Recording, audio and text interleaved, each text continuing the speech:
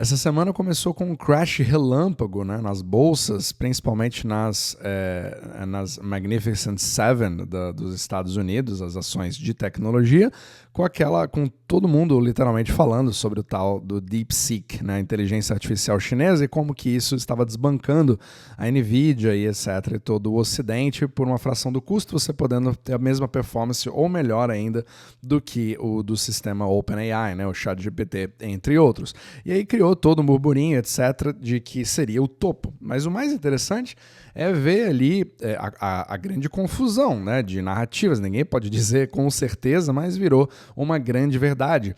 O mais interessante ainda é que o meu capítulo de ontem eu tinha feito sobre o Japão, falando ali de como a subida de juros do Japão poderia voltar a afetar o carry trade, mas que não tinha acontecido antes, no momento que eu tinha gravado o podcast. Só que agora foi bem interessante, porque nesse movimento de flash crash do mercado americano, teve uma queda significativa do dólar em relação ao iene.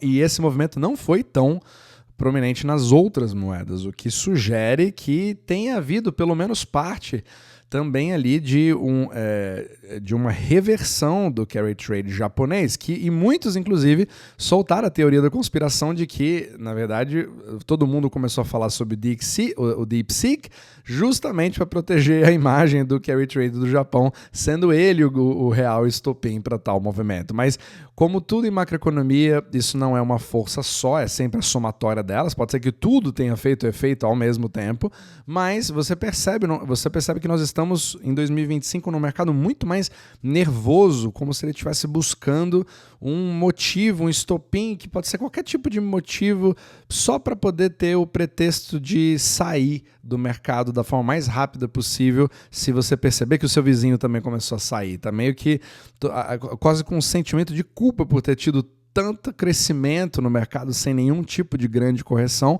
e quanto mais o tempo passa, mais isso é esperado, principalmente quando eu lembro da conversa que eu mesmo tive com o Brent Johnson na nossa entrevista. Você pode voltar aqui no podcast se você for novo, né, procurar por esse capítulo. Ele falou para mim a seguinte coisa: olha, o mercado, tudo está indo muito bem. Só que existe uma série de motivos pelos quais tudo pode se deteriorar muito rápido.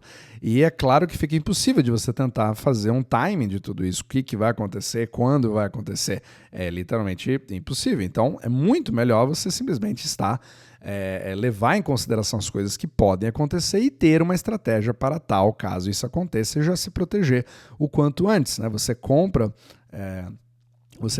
um seguro quando ele está barato, certo? Você compra, no caso do próprio Brent Johnson, ele compra opções, etc., para poder fazer alguns ajustes táticos, mas sempre com a ideia do longo prazo.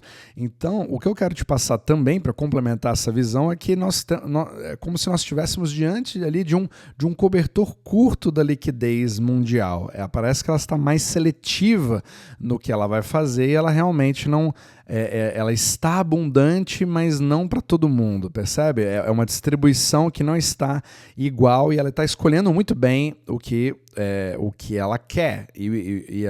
A bola da vez talvez seja um pouco da segurança, da liquidez, do colateral, certo? Que vai se refletindo nos bonds americanos. Mas, ao mesmo tempo, você tem o DXY, a força do dólar, que continua ali incômoda. Deu uma recuada? Deu, só que nada de expressivo para você começar a falar que agora o dólar deu uma relaxada ao redor do mundo. Só que é bem interessante você ver, principalmente numa análise de uma pessoa que eu não trouxe aqui nesse podcast, talvez seja a primeira vez, que é o Darius Dale. O Darius Dale, ele é o CEO de uma empresa chamada Macro 42, eu acho, alguma coisa assim, Macro 42 Macro, alguma coisa assim, que fez uma entrevista com o Adam Taggart. Eu vou colocar aqui o link, e ele cravou o mercado bull em 2023 e 2024, no momento em que muitos, inclusive eu, tinham um receio grande. Eu colocava, no meu caso, como uma probabilidade alta de você ter algum tipo de recessão mais significativa. E no caso dele, ele falou, não tenho nada que me mostra isso. Literalmente, se você pensar em mercados, não necessariamente economia real, mas em mercados, eu estou super bullish. Só que agora, pela primeira vez, ele está demonstrando ter muito mais cautela e ser aí e falando assim, olha, por enquanto está indo bem, mas eu estou bem mais cauteloso e pronto para gritar que agora eu sou um bear. Mas não como uma coisa de longo prazo, não como um crash em si, mas uma coisa rápida, mas que seria intensa, com uma alta probabilidade de 2025. Não estou dizendo aqui que é uma previsão de mercado de forma alguma, nem recomendando nenhum tipo de investimento, mas para você colocar isso no seu radar também. E você percebe que essas incertezas, elas agora estão afetando, elas são multifatoriais, porque se você tem ali pelo menos algum tipo de... a mudança que está sendo feita no Japão, uma pequena movimentação do carry trade, a China ameaçando, se realmente for de fato o que está acontecendo, e não somente uma narrativa, e as incertezas agora com o governo Trump de que tipo de tarifa vai acontecer. Você viu a velocidade que aconteceu, o uso da tarifa como negociação feita ali com a Colômbia, demorou literalmente 24 horas para você ter aquela questão dos aviões, e depois falou, não, agora eu vou fazer a tarifa, de repente já voltou atrás, agora eu vou mandar avião presidencial, e agora já tira a tarifa. Você percebe que tudo isso acaba tendo uma dinâmica muito grande. Qual que é o próximo país? O Brasil agora está quieto, pode ser a bola da vez, pode não ser, vão desviar dos tiros, e aí algo pode mudar completamente no mercado, o que afetou inclusive o câmbio na Colômbia imediatamente. Agora, é uma coisa que pode acontecer com o Brasil? Com certeza. Então nós estamos diante de um movimento assim que você tem que ficar olhando, porque vem uma bala rápida que pode vir na sua direção ou não, e aí você obviamente fica impossível de prever, mas exige um grau de atenção para falar, se a bala vier para cá, eu preciso ir para um lado, já saber qual lado que eu vou antes da possível bala vir. Então é mais ou menos essa dinâmica de 2025, ela está bem diferente já em relação, se comparado ao ano de 2024. Então, por outro lado, tem algumas coisas que corroboram um pouco em relação ao que o Darius Dale falou para julgar isso, em relação a essa atenção, é o fato da liquidez global.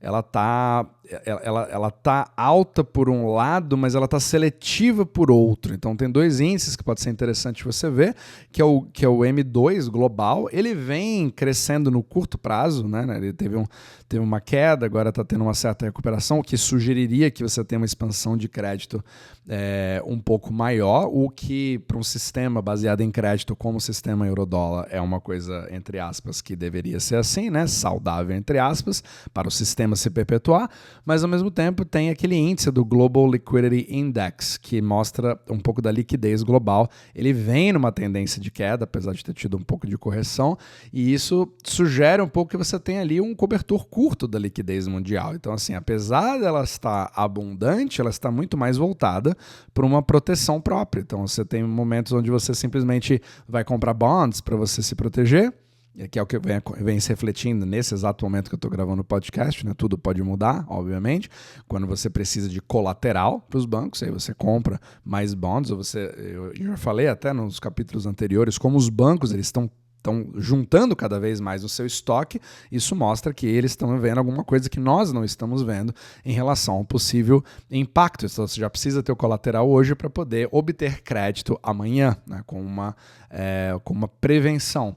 E ao mesmo tempo você sai de alguns mercados de talvez mais risco. Então, quando você vê, talvez ali, se confirmar, né, que houve realmente um movimento de carry trade no Japão, aí você vê que aquilo foi só escondido debaixo do tapete. Pode criar problemas maiores lá na frente, pode criar outro tipo de flash crash que atinja no Brasil, inclusive, ninguém sabe, mas é algo que eu vou ficar mais de olho. Teve uma recuperação agora, na verdade, recuperação no sentido do dólar voltou a subir em relação ao iene depois desse crash que teve, né? Nesse exato momento que eu estou gravando aqui foi para o 154 novamente, quase voltando aos mesmos níveis. Então fica aquela questão, teve, não teve? Por que movimentou tão fortemente assim? tudo isso são movimentos que acontecem ao mesmo tempo. A grande questão é que a tendência vai ser a resultante baseado na somatória de todas as forças, como se fosse uma coisa bem vetorial mesmo.